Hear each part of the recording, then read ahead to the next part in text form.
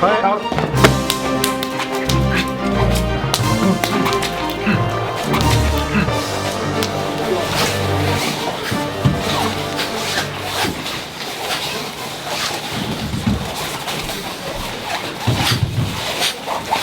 De la même manière qu'en boxe, il s'échauffe en faisant du shadowboxing.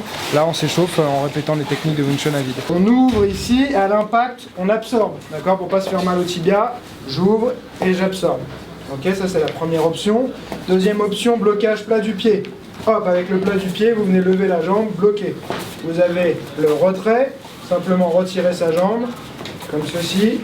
Rabaisser, je lève et je rabaisse quand il passe. Boum, ok. Si c'est de l'autre côté, même chose, je peux bloquer jambe avant en absorption, jambe arrière, plat du pied, retrait, rabaisser, ok? Chacun son tour, une attaque, une défense, on y va? C'est quelque chose pour moi qui est essentiel, savoir bloquer un low kick, c'est un des coups de pied les plus fréquents. Il y a du Wing Chun dans les blocages qu'on fait, on va dire dans le retrait. Le retrait de la jambe, c'est du Wing Chun. Le blocage avec le plat du pied, le blocage en rabaissant, c'est du Wing Chun. Le blocage tibia, c'est pas du Wing Chun. C'est pas un style précis. En boxe thaï, ils vont faire un blocage dur parce qu'ils ont souvent les tibias qui sont bien renforcés. Moi, je vais faire un blocage souple qui permet d'absorber, de ne pas avoir spécialement besoin d'une préparation spécifique au tibia. On prend une patte d'ours pour deux. Position neutre, c'est les deux pieds sur la même ligne, pieds parallèles, les genoux légèrement rentrés vers l'intérieur. On vient remonter le bassin comme ceci. L'idée, c'est de vous dire, je pars de là, je dois revenir le plus rapidement possible à cette position. Boum. D'accord? Vous isolez, vous ne devez pas bouger les épaules, vous ne devez pas aller vous pencher, d'accord? Les coudes restent vers l'intérieur, le coup de poing, il va partir tout droit, en extension comme ceci. Faites attention à ne pas venir frotter, c'est-à-dire faites pas un marteau qui va passer devant la cible comme ça. Coup de poing part tout droit, d'accord? À chaque fois que vous avez frappé, celui qui a frappé revient en demi-cercle par en dessous jusqu'au coude, pendant que l'autre frappe, ok? Comme ceci. Hein, mais la frappe, elle est toujours droite. 5, 6, et 20. Ok. Paksao, blocage. Voilà, blocage en diagonale montante avec la paume. Hein, vous venez pas avec les doigts, ça doit être la paume. Il ne faut pas la rabaisser, sinon on s'expose ici au coup de poing suivant. Là, votre Paksao, il va le gêner, parce que vous allez vers l'avant, ça lui renvoie la force vers lui. Ça met son bras en barrage et ça met mon propre bras en barrage. Même si je suis pris de vitesse sur un deuxième coup de poing, j'ai toujours ma main qui va protéger. Alors que si vous êtes là et que vous faites ça, par exemple, vous voyez, vous êtes exposé, il va pouvoir frapper soit avec la main arrière, d'accord, soit revenir avec le même bras en crochet, par exemple, comme ceci. Donc il faut éviter les blocages vers le bas, mais bien vers l'avant. Deuxième, pareil, vers l'avant. Ensuite, en gardant ici le poignet bien plié, vous allez passer au-dessus, avancer. 1, 2, 3 avec le demi-pas. Ça vous donne pack, pack, 1, 2, 3. 1, 1, 2, 3. 1, 1, 2, 3. Essayez de faire en 2 temps et pas 3 temps. Pas 1, 2 et 3, mais 1, 2. Ok? Ensuite, vous enchaînez. 1, 2, boum.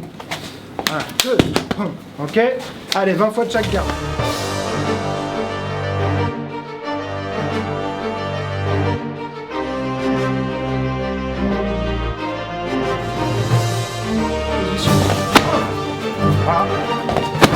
D'accord, rebondissez bien.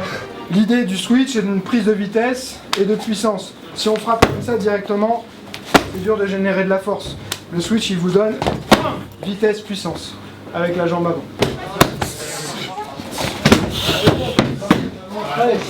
Il y a des écoles de Wing Chun qui travaillent essentiellement en Chi-Sao, c'est-à-dire les mains collantes. C'est très très bien pour développer les sensations, mais il y a toute la phase de non-contact qui est très importante et que si on ne sait pas gérer, même si on est bon en Chi-Sao et qu'on ne sait pas gérer cette phase de non-contact, on ne va pas réussir à s'en sortir. Il y a des gens qui ne vont pas se laisser approcher facilement. Il y a des gens par exemple, que ce soit des boxeurs, que ce soit des lutteurs ou tout simplement quelqu'un qui fait n'importe quoi dans la rue, qui se débat dans tous les sens, on ne va pas pouvoir aller coller les mains facilement. Donc c'est très important de savoir gérer d'abord cette première distance. 1, 2, 3. Là, quand je vais venir faire mon larp sao coup de poing, il va faire un bong sao pour se protéger ici. D'accord? De là, il vient frapper. Ok? Donc 1, 2, 3, quand je saisis, il remonte en bong sao. Il faut, à ce moment-là, il ne faut pas résister. Si lui, il fait force contre force, là, il va avoir du mal à faire son bong sao. Il doit d'abord laisser passer la force Ensuite, il remonte le coude, il est bien dans le centre, là il bloque mon attaque, il chasse et il avance, toujours en se décalant à 45 degrés sur l'extérieur, on ne reste pas dans l'axe.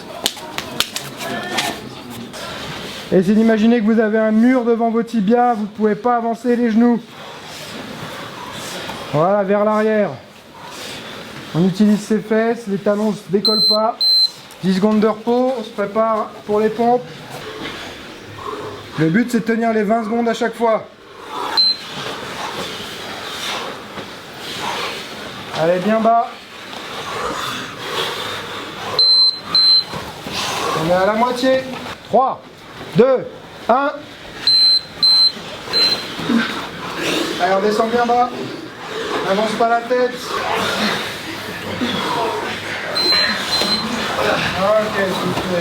Les particularités du cours sont propres au professeur Grégory.